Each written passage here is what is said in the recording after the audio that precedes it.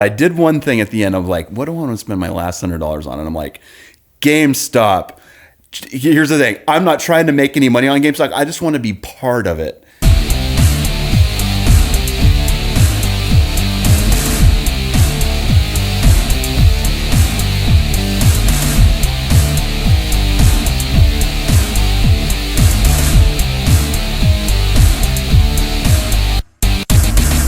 Well, this is a great topic too, because we're in a place in time in history where there's things that are available that are possible that were not available and possible. Like, I think about this a lot, and this just comes from the mindset, and I try not to dwell on it because it can let you down. It's like, if I would have just happened to have because there's a time in my life where I could have at least saved $1,000, bought Bitcoin in 2012, and I have like $13 million right now and counting.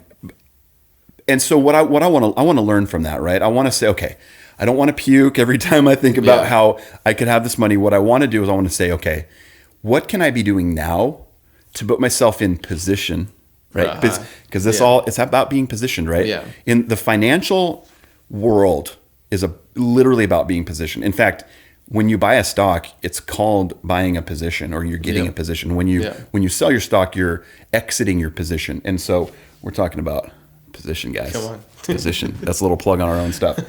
It matters, and that's what this is about. It's about being positioned, because we live in an existence that operates in time, and time goes forward.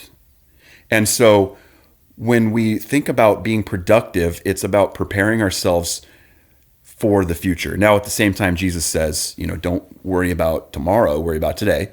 And I think that, our relationship with God it's going to be absolutely key that our identity and our thoughts are for today, and that we're thinking on Him in the moment.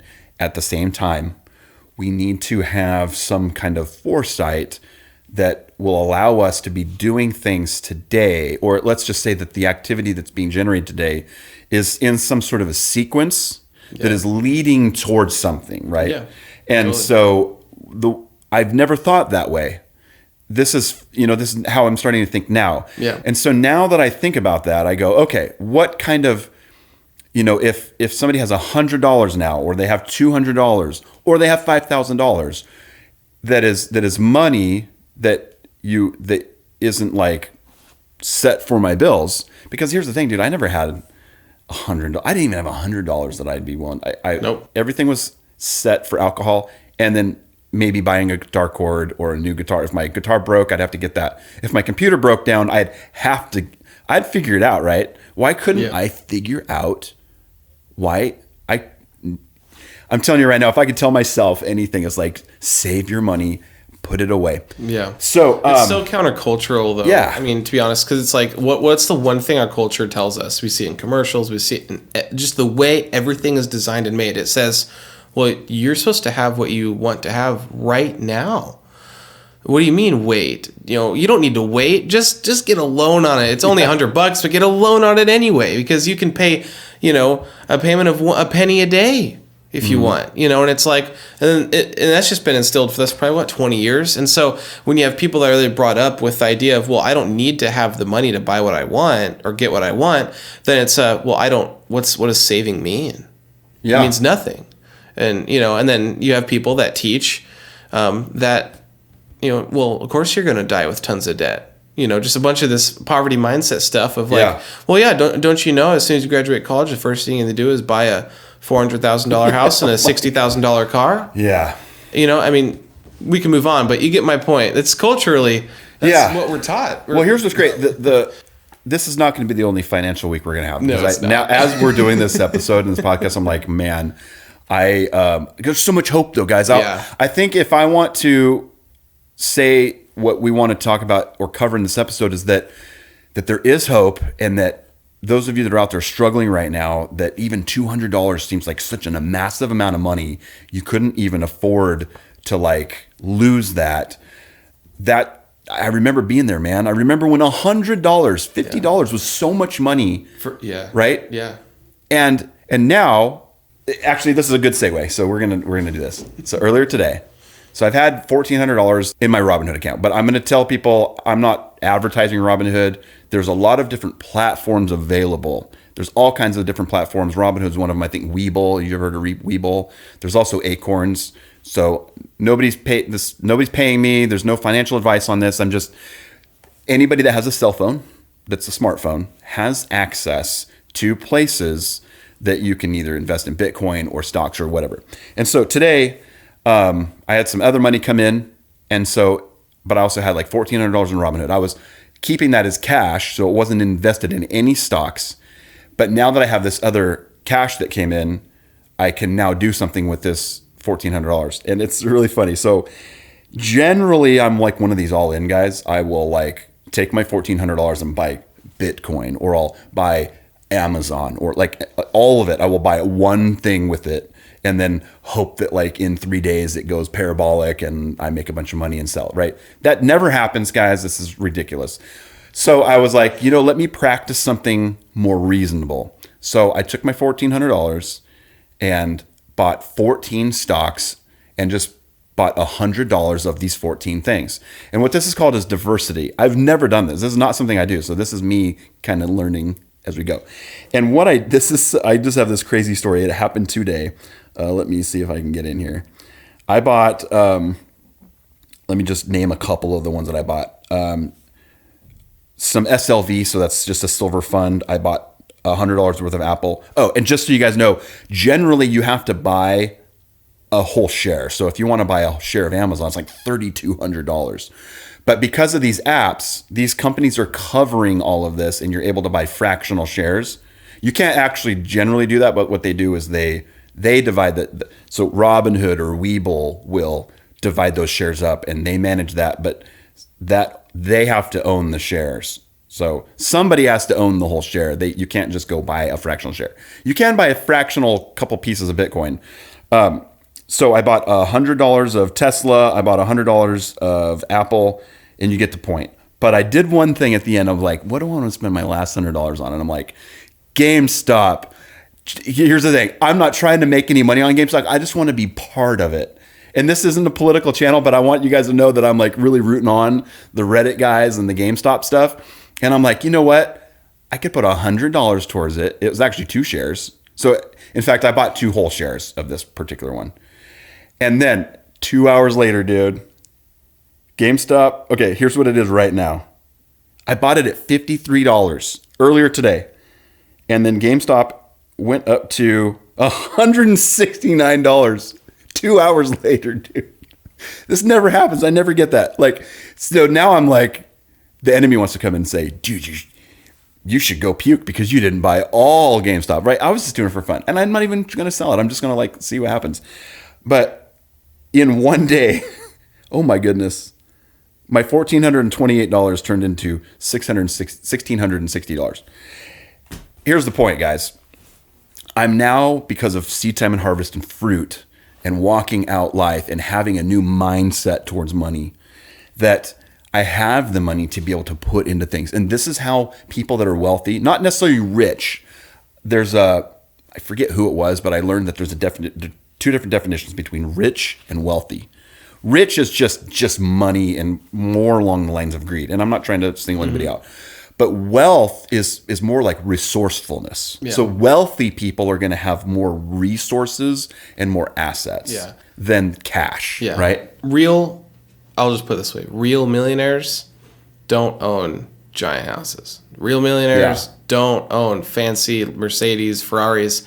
My grandparents were. You would have never known that. Really? They owned kind of the cheaper car they could buy. They didn't buy the dirt on the lot, but, they bought what they could absolutely afford with definitely room to spare. And, and going through Dave Ramsey, being exposed to a lot of people that are millionaires, I'm like, oh, these people are literally people that what I would say would be, these are people that just waited.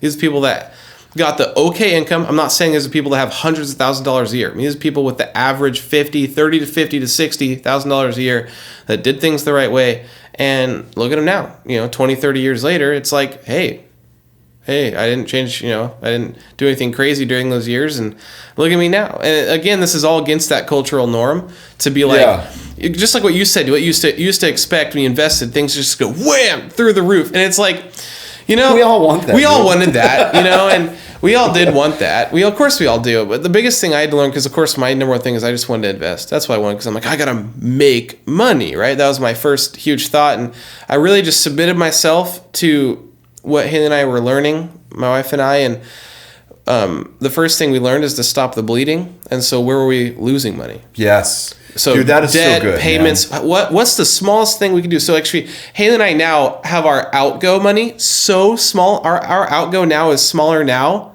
with 2 kids compared to when we were single. We're spending less money per month now with 2 kids, a bigger apartment, multiple cars. Dude, give us specifics. What specifics did you? What were the things that viewers right now or listeners can do something right now? What can we do? Totally. So about getting rid of the money that we're losing. So first of all, debt. What debt do you got? Pay that off. Any means necessary, pay it off. There's more specifics. If you want more specifics on specific types of debt and how to pay certain ones off, because there's different ways to pay off student loan debt versus credit card debt versus debt and collections versus. Do I got to quit going to McDonald's every day? You know what? That's a huge one, because in a way that's debt. I say debt. It's you're losing money. You're losing money because you could honestly, we don't need McDonald's because we're not living to eat. We're eating to live. That's a good mindset to have when you're trying to save money. Yeah, I gotta quit going to Starbucks every day. Quit your $5. You know, it's really easy math to show you how much money you're losing a day if you're buying coffee every day. Because for example, if you buy a coffee every day of the week, that's 7 times 7 times 5, and then let's say you do that 4 weeks out of the month. You got yourself $140 a month you're spending on coffee, man. And Jeremy will be the one to tell you, I'll be the one to tell you if you're investing that, for example, $5 a day. If you're investing $5 a day, you'd be amazed how quick you'll become a millionaire. But little stuff like that, stop the bleeding. And also debt, pay it off. Also stuff like, Haley and I actually, there's a bunch of crazy things that added up to thousands of dollars, almost $1,000 a month. I don't know, I forget, it was a stupid number. Like, we stopped really honestly buying paper towels. That sounds crazy. We still do buy paper towels, but it's not like, because we realized, hey, if we just use our small towels that we have, like actual towels, and we just have a bunch and we wash them often, because she's already running the clothes all the time, then we can save money on paper towels. And so we're like, let's try it. So saving money there.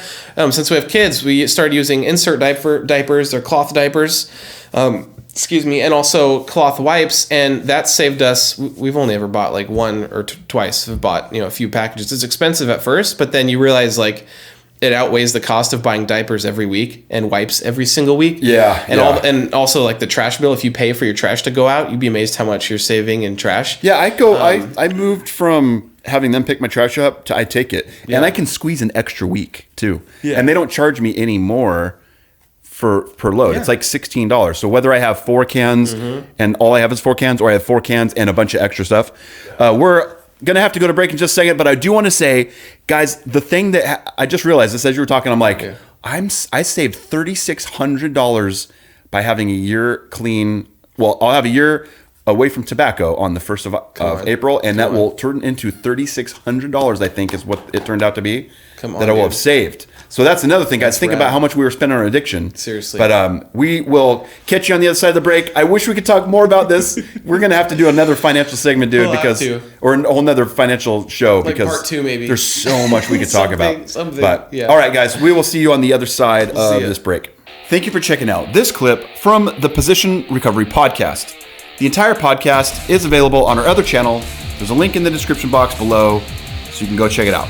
The full audio program is available on your favorite podcast platforms like Spotify, Pandora, and Google Podcasts. Don't forget to like, share, and subscribe. Finally, if you'd like access to exclusive members-only content, or maybe you just want to support us in what we're doing financially, head on over to patreon.com/position, where there are a variety of giving levels and one that is perfect for your budget. It's always awesome hanging out with you guys. And remember, many are called, but you are positioned.